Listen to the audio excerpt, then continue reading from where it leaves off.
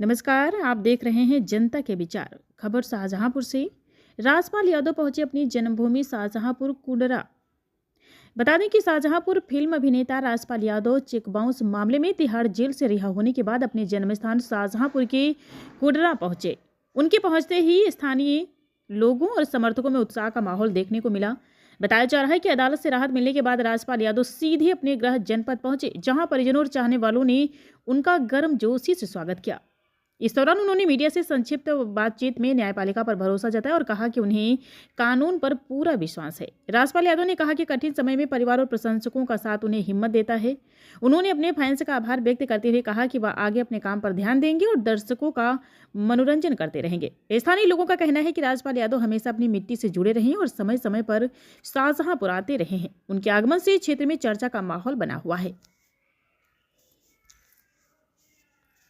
Sir, आप लोग आ गए हैं तो सर जो ऑडियंस आपके लिए बहुत दुआएं कर रहे थे, पूजा अर्चना कर रहे थे, उनके लिए क्या कहेंगे? धन्यवाद धन्यवाद धन्यवाद। तन मन धन से जिसने जिस तरीके से आशीर्वाद से, जिसने दुआओं में, जिसने जिस तरीके से भी सोशल मीडिया के माध्यम से, और बहुत सारे ऐसे लोग हैं हमें जो पता है वो सोशल मीडिया पे नहीं आए या वो आना नहीं चाहते, जिन्होंने डायरेक्ट वे में मदद की, जिन्होंने इनडायरेक्ट वे में मदद की। Love you. आपका धन्यवाद आपके लिए बहुत छोटा है, लेकिन मैं आपके इस इज़्ज़त की, आपके इस जेस्चर की हृदय से रिस्पेक्ट करता हूं, और आपको, आपके परिवार के लिए, आपके मित्रों के लिए, अपने देश के लिए इतनी सारी दुआएं करता हूं कि जो भी आपने मेरे लिए सोचा सब में 3 0 इंटू में लग जाए, सफलता के, उन्नति के। इतनी बरकत हो आप सब। सर, इस पूरे मामले परिवार को लेकर फैंस के साथ कितना अहम रहा है सर? फैंस से मेरा जुड़ाव, फैंस मेरे फैमिली हैं। पूरे विश्व में 800 करोड़ लोगों में 600 करोड़ बाई नेम जानते हैं मुझे।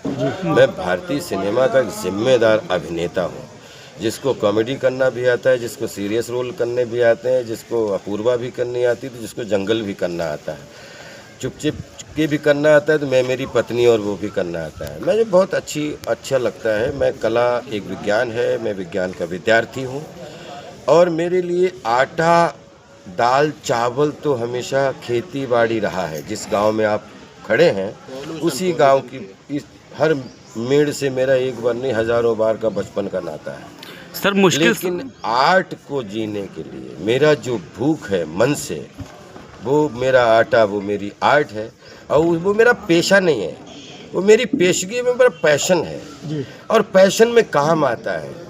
मुझे कभी भी पिछले 30 साल 35 साल में काम ढूंढना नहीं पड़ा, क्योंकि मैं काम को जीता हूँ।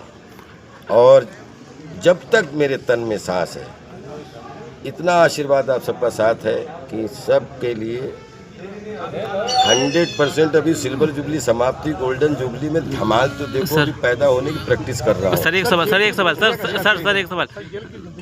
बहुत बहुत बढ़िया सर, बहुत कुछ सीखने का मौका मिला। और एक सिर्फ आपके माध्यम से एक चीज़, अगर कभी भी जिसका कोई भी किसी भी बगैर किसी स्वार्थ के अपने जेल के 36 स्टेट की बहुत गंभीर आपके माध्यम से बात कर रहा हूँ इस रोहिलखंड की धरती पे, कि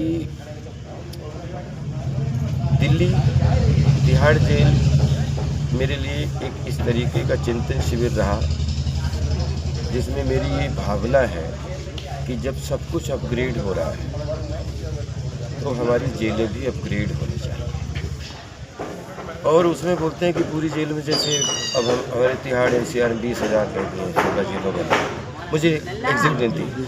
कानून सबके लिए बराबर, कानून से बड़ा कोई नहीं, हम सब कानून की शान में। लेकिन कभी अब कानून में सजा होके फिर ऐसा होता है कि अब कई कैदियों का व्यवहार देखा जाता है, आचरण देखा जाता है, उनके संस्कार देखे जाते हैं, फिर उनका लिविंग चयन देखा जाता है। तो मेरी एक ही इच्छा है कि पूरे 36 स्टेट के कैदियों में कम से कम 10% उन लोगों को एक जीवन जीने का मौका दिया जाना चाहिए, जो पिछले 10 साल से, जो अब कोर्ट नहीं जाते लेकिन सजा याफ्ता है, उनके आचरण, व्यवहार, संस्कार पे। तो मुझे लगता है हमारी 36 जेलों में दसों हज़ार लोग ऐसे हो जाएंगे जिनको एक कोई ऐसा जीवन मिलेगा जो उन्होंने सोचा नहीं होगा, और वो हमारे देश की धरोहर बनने में, मजबूती में बहुत बड़ा योगदान देगा।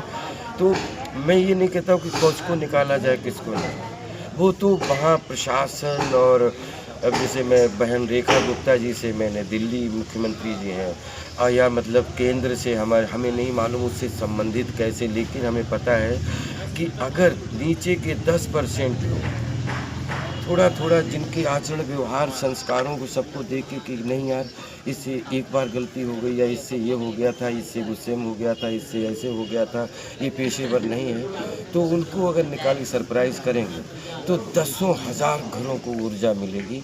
और उस मुहिम में कहीं भी किसी प्लेटफॉर्म पे ये प्रार्थना मैं आपसे बगैर किसी कोर्ट या एक ह्यूमन बीइंग के रूप में मैं करना चाहूँगा। दूसरी चीज़, हमारी जेलें हैं, हम जो घृणा पाप से करो, पापी से नहीं।